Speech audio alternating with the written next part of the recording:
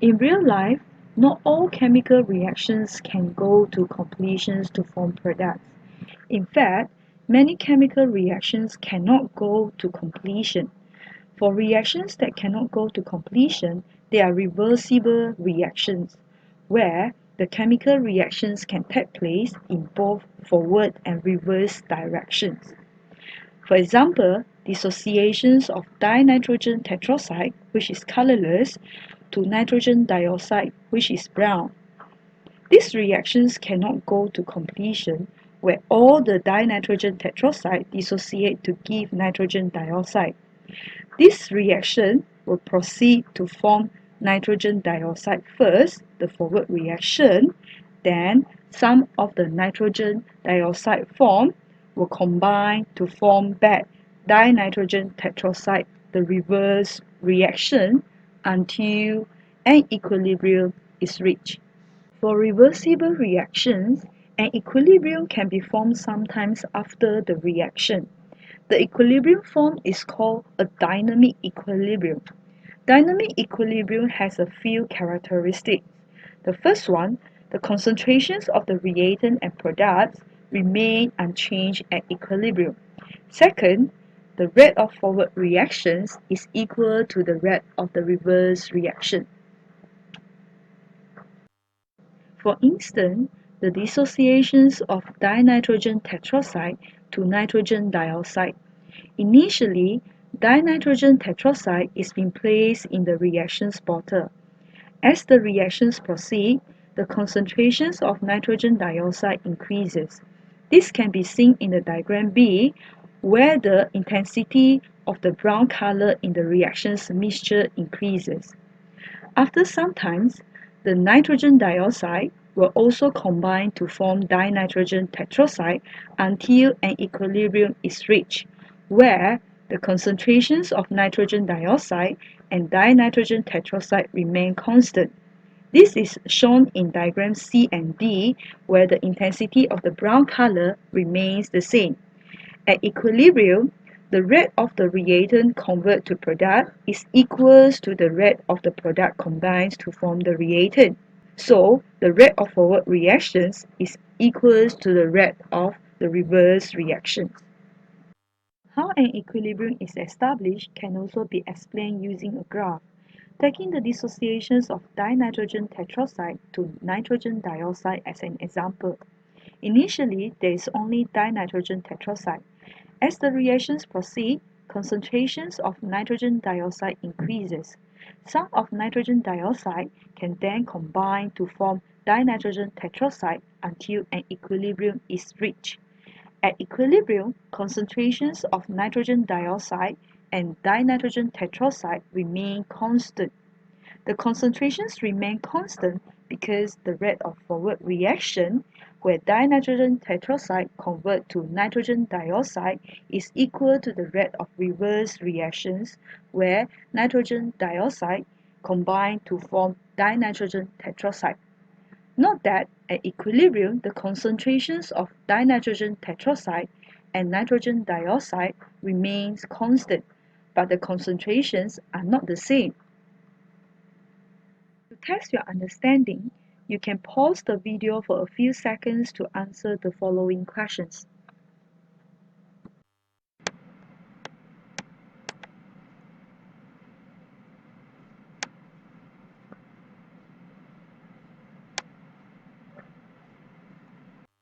When an equilibrium system is being disturbed, what will happen to the system? Will a new equilibrium be established? What would be the effect on the system due to the response of the system? This all can be explained by Le Chatelier's principle. Definitions of Le Chatelier's principle. If a dynamic equilibrium is disturbed by changing the conditions, the positions of the equilibrium shift to counteract the change to re-establish a new equilibrium. From the definitions, there are a few things we need to take notes on. First is the disturbance on the equilibrium system. Second, the system will have a response to the disturbance.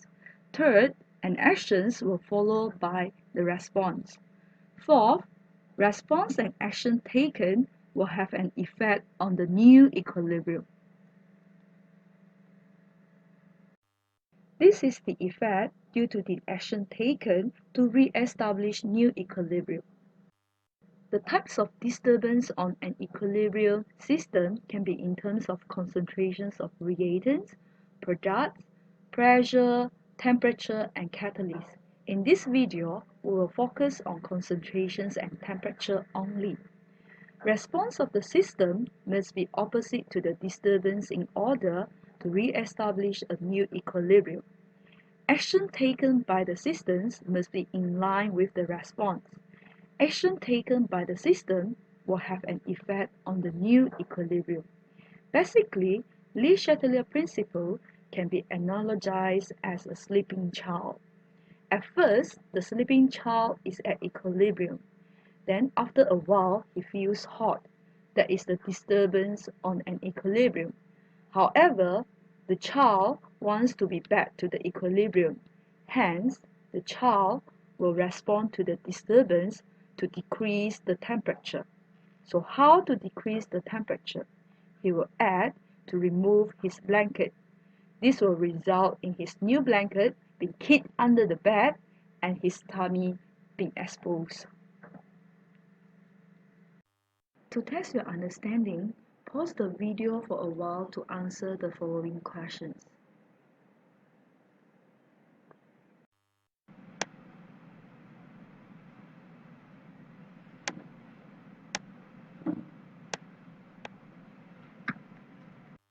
In the following slides, I'm going to explain how an equilibrium system responds and acts to re-establish a new equilibrium when the concentrations is being disturbed.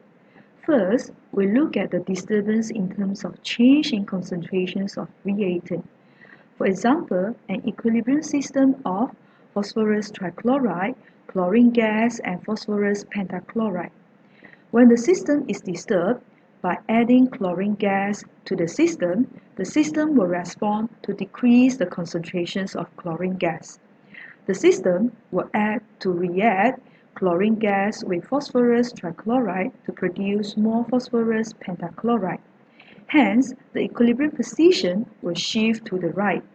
This will result in lower concentrations of chlorine gas and phosphorus trichloride, but higher concentrations of phosphorus pentachloride in new equilibrium. Now we shall look at what will happen if the concentrations of product is changed using the same example as in the previous slide. When the equilibrium system is disturbed by adding phosphorus pentachloride into the system will respond to reduce the concentrations of phosphorus pentachloride. The system will add to dissociate phosphorus pentachloride to form more phosphorus trichloride and chlorine gas. Hence, the equilibrium positions will shift to the left. This will result in higher concentrations of phosphorus trichloride and chlorine gas, but lower concentrations of phosphorus pentachloride in new equilibrium. What happens then if the concentrations of product is reduced? Using the same reactions as the example before, we shall see how the system reacts when concentrations of product is being reduced. When an equilibrium system is disturbed, by removing phosphorus pentachloride from the system will respond to increase the concentrations of phosphorus pentachloride. To increase the concentrations of phosphorus pentachloride, phosphorus trichloride and chlorine gas will react to produce more phosphorus pentachloride. Hence, the equilibrium positions will shift to the right, resulting in higher concentrations of phosphorus pentachloride and lower concentrations of phosphorus trichloride and chlorine gas in the new equilibrium.